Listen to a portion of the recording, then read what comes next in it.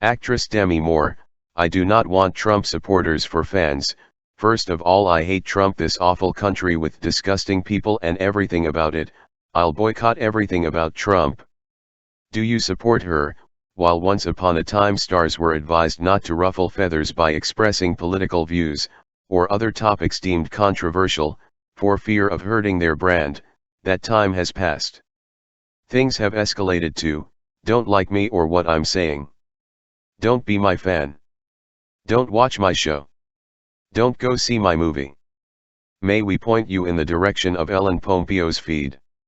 The Grey's Anatomy star didn't pull any punches when she tweeted to her 1.3 million fans, newsflash: I don't want Trump supporters for fans. Einstein. After a difficult childhood marred by cases of alcoholism and suicide in the family, Demi Moore left behind her life in a New Mexico trailer park in pursuit of the bright lights of Tinseltown. 3 decades and 3 husbands later, Moore's name is known the world over, but her face is rarely seen anymore. So what happened? She became a teen icon in the 80s, and by the 90s was the most sought-after woman in Hollywood, though a series of unfortunate career moves and personal dramas in the years that followed sent her into a downward spiral. Here's why we don't hear from her anymore. Moore has had a feisty relationship with the press right from the get-go.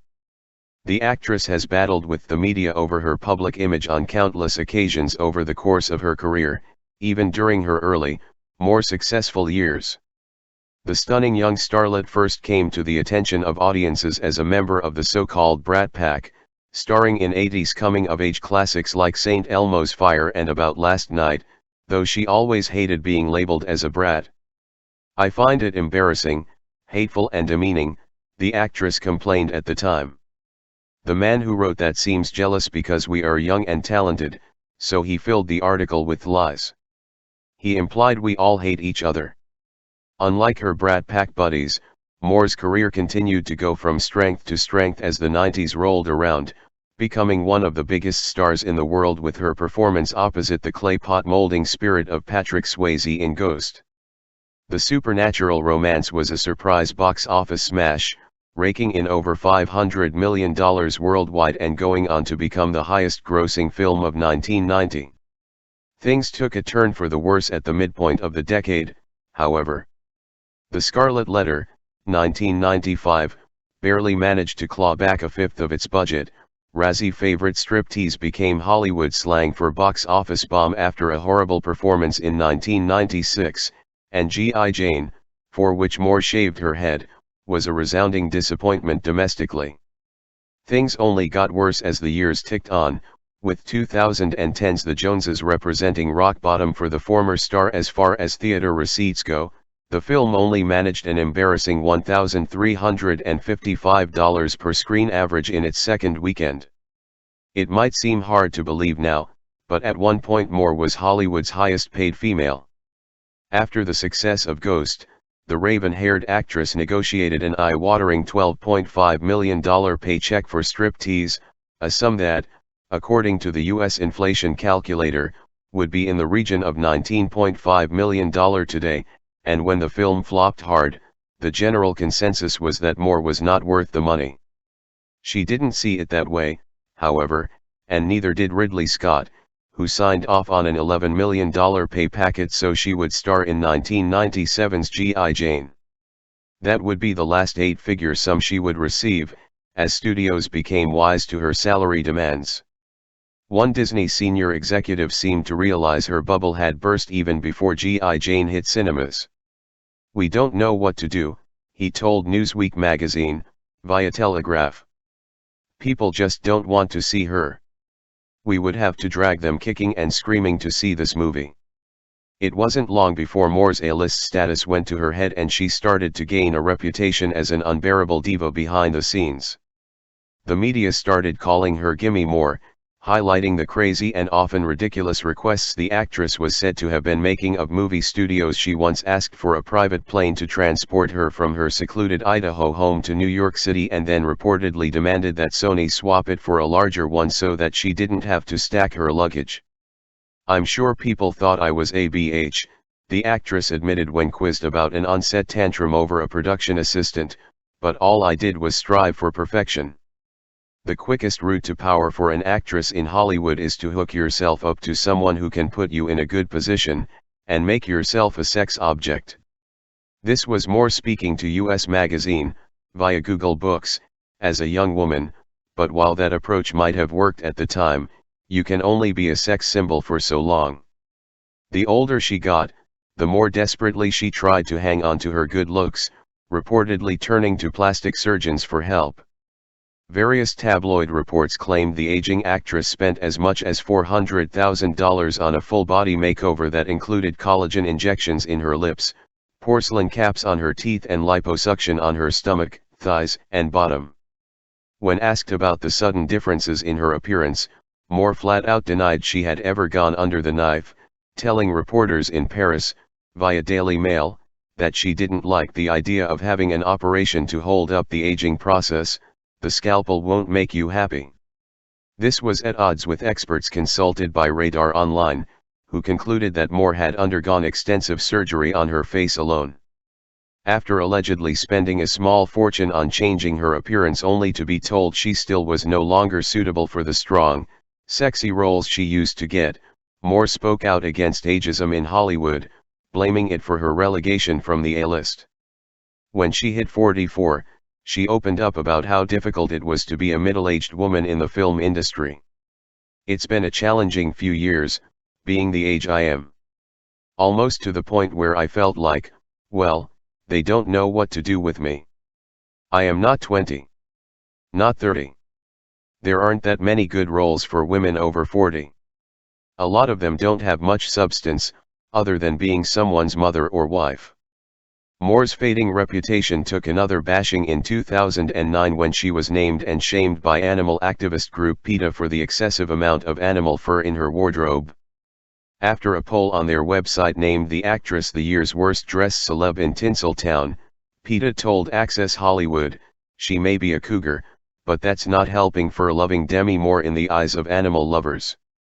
Moore's then-husband Ashton Kutcher came in a close second in the vote, with the Butterfly Effect star also coming under heavy criticism from the organization after he was spotted skulking around Sundance last month wearing a gigantic coat made of coyote fur.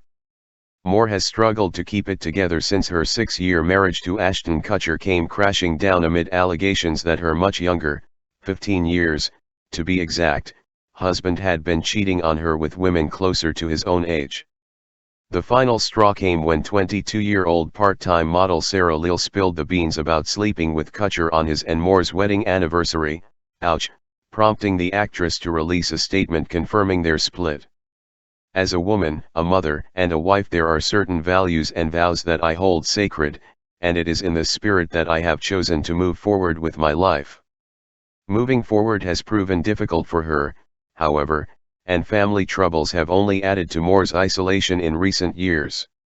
The actress relied heavily on the 3 daughters she had with Bruce Willis in the aftermath of her very public separation from Kutcher, though she was said to have been contacting them so regularly, and often in tears, that they reportedly considered taking out a restraining order against her. Rumor: Scout and Tallulah are seriously considering taking out a restraining order against Demi to stop her from contacting them, an insider told Radar Online. "They made it clear to her weeks ago that they do not want to talk to her right now, but she is still trying to contact them. Demi has been calling them incessantly and emailing them, leaving them tearful messages and begging them to call her, and the girls are sick of it."